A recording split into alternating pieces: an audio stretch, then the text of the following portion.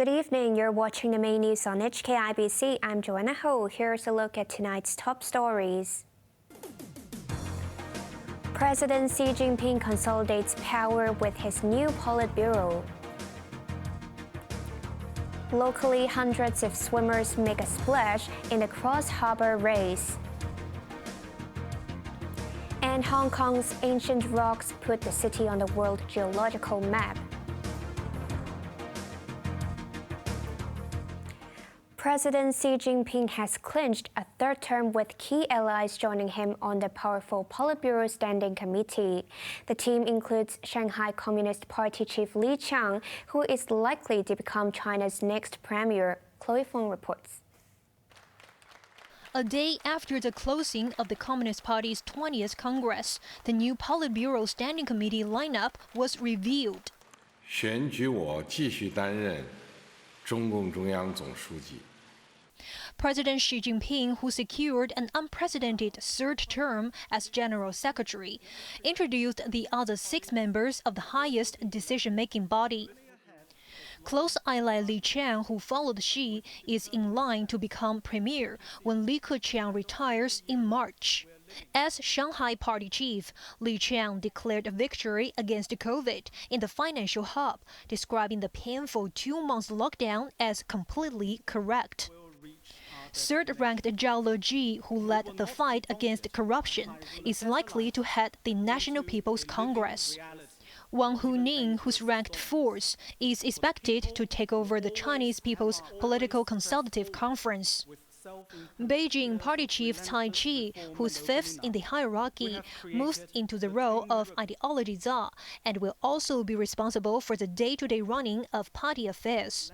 Next in line is Ding Xuexiang, the president's chief of staff, who has often been seen at Xi's side on trips, including the 25th anniversary of Hong Kong's handover.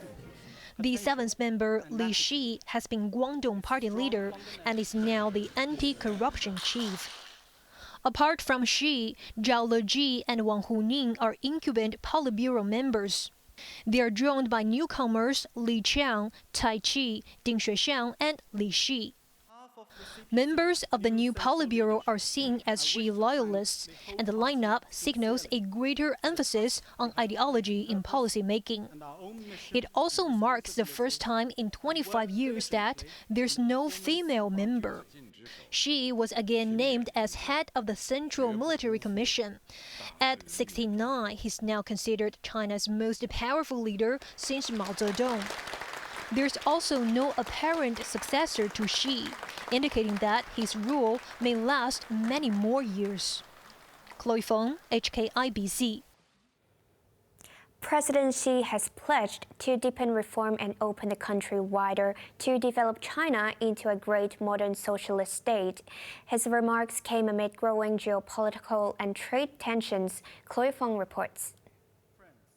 Speaking to about 500 Chinese and overseas reporters in the Great Hall of the People in Beijing, President Xi Jinping hailed China's achievements over the past 4 decades. He described them as 2 miracles: rapid economic growth and long-term social stability. 中国经济韧性强。 The Chinese economy has great resilience, potential, and latitude. Its strong fundamentals will not change, and it will remain on a positive trajectory over the long run. China will open its door ever wider. We will be steadfast in deepening reform and opening up across the board, and in pursuing high-quality development. A prosperous China will create many more opportunities for the world. Xi said the world needs China for its development, just as China cannot develop on its own. His remarks came amid criticism of Beijing's stringent zero-COVID policy, which has hampered growth in the world's second-largest economy.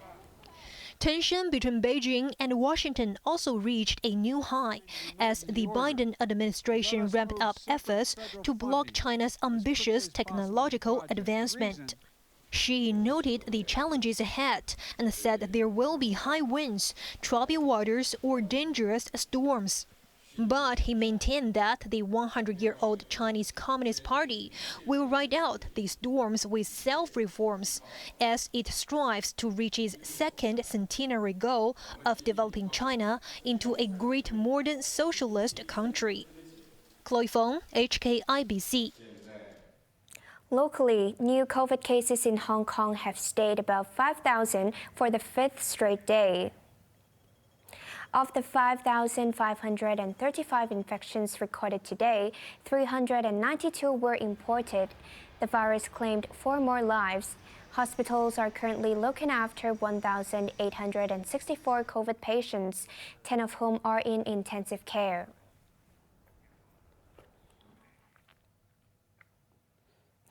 More than 1,200 swimmers have taken part in the Cross Harbour race. The number of participants was capped at 1,500, but around 300 failed to turn up. The first batch of swimmers were in the water at around 7 a.m., 10 months after the race was last held.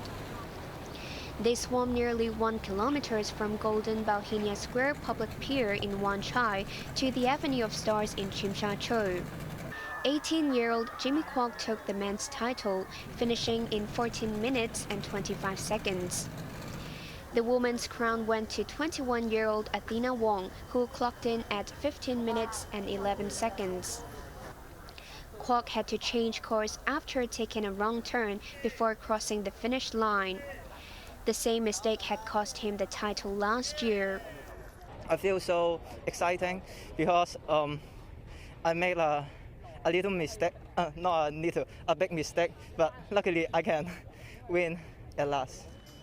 It was the first time that Kevin Chu, the event's ambassador and a former member of the local swimming representative team, joined the race. He praised the weather and the quality of the water. But it felt clean, it felt pleasant. I mean, especially with the weather today. There's clouds, so there's no sun. So yeah, visibility was okay. 3 lawmakers, Perry Yu, Vincent Chang, and Eunice Yong, took a dip for fun. Chang hopes more large-scale races could resume so that Hong Kong can continue its role as a center for major international events. The number of participants was restricted to 1,500, same as last year, but less than half of that in pre-pandemic times.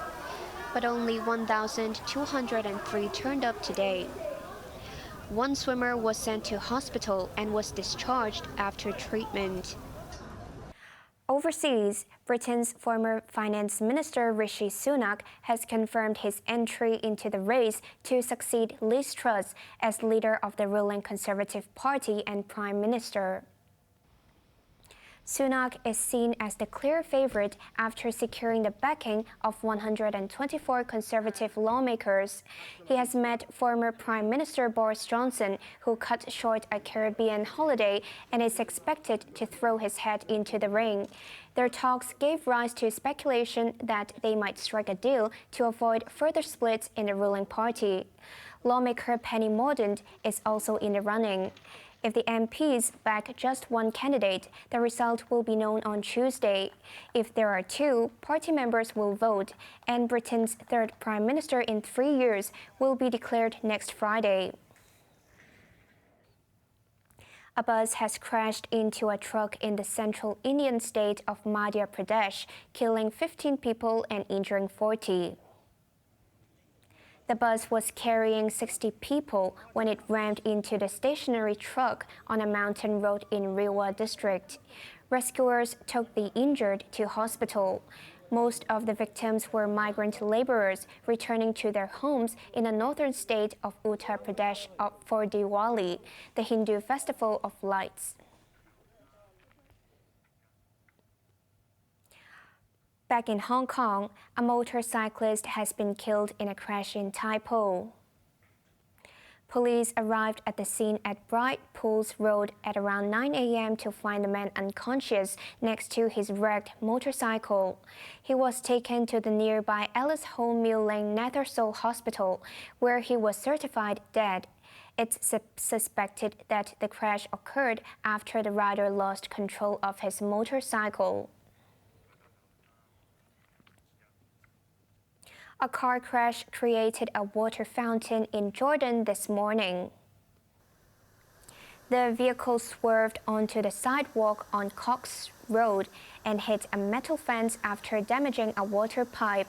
Water gushed out, flooding the street as workers from the water supplies department tried to fix the damaged pipe. By the time police arrived, the driver had fled the scene, taking along the dash cam. Hong Kong's rock columns dating back 140 million years have earned the city international acclaim. They are included in the first 100 geological heritage sites. Macy Mock reports. These tall rock columns at the High Island Reservoir in Sai Kung are over 100 million years old. Hong Kong has millions of these geological wonders, which were formed by volcanic activity. The Beijing-based International Union of Geological Sciences, together with other organizations including the UN Cultural Agency UNESCO, selected the spectacular formations in Hong Kong Geopark to be among its first 100 geological heritage sites. The sites are carefully picked based on their geological features. In Hong Kong, our rock columns made of a rhyolitic volcanic rocks, which has a high silica content. But in other places, the rock columns are made of basalt, which has a low silica content. And this kind of rhyolitic rock columns is very, very rare in the world. Apart from that, our columns are bigger in size. They are widely distributed, an area of 100 square kilometers, and the exposed height is up to 100 meters. And to get integrated with the various coastal erosion landforms like sea caves, sea arches, they form a magnificent landscape in Hong Kong. Members of the public are invited to learn about and protect the world-class hexagonal rock columns. They can take a boat ride to islands like the Ong Kong Group, or travel by minibus to the East Dam in Sai Kung. Geopark officers encourage people to pick up rocks near the columns to feel their texture and admire their colors. But visitors are warned not to get too close to avoid falling rocks, and they should not take any rocks home. Maisie Mock, HKIBC. On to the weather now. Tomorrow will be mainly cloudy with a few showers. Temperatures will range between 23 and 28 degrees, fine and dry in the following days. Now let's take a look at the weather around the world.